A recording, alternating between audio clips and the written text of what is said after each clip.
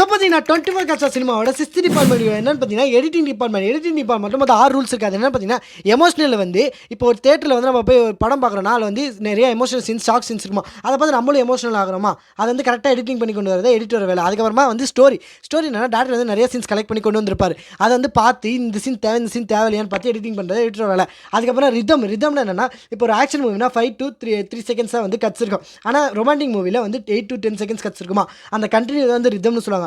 அதுக்கப்புறம் high track என்னன்னா ஒரு ஆப்ஜெக்ட்டை வந்து நம்ம வந்து அதே ஃபோக்கஸ் பண்ணி பார்க்குறது தான் வந்து ஹை ட்ராக். அதே மாதிரி 2 dimensional ஸ்பேஸ் என்ன பார்த்தீங்கன்னா இப்போ வந்து இங்கே லெஃப்ட் சைடு ஒரு பர்சன் ரைட் சைடு ஒரு பர்சன் இருப்பாங்களா, அதே வந்து 180 டிகிரி தாண்டி போயிட்டீங்கன்னா ரைட் சைடில் உள்ளவங்க லெஃப்ட் வந்துடுவாங்க, லெஃப்ட் உள்ளவங்க ரைட் வந்துடுவாங்க. அதை வந்து 2 dimensional ஸ்பேஸ். 3 dimensional ஸ்பேஸ் என்னன்னு பார்த்தீங்கன்னா அப்போல படத்துலலாம் ஹீரோ இறங்கி நடந்து போயிட்டு ஹால்லேருந்து அப்படியே ஸ்ட்ரைட்டாக ரூமில் போய் படுக்கிற மாதிரி காட்டுவாங்களா.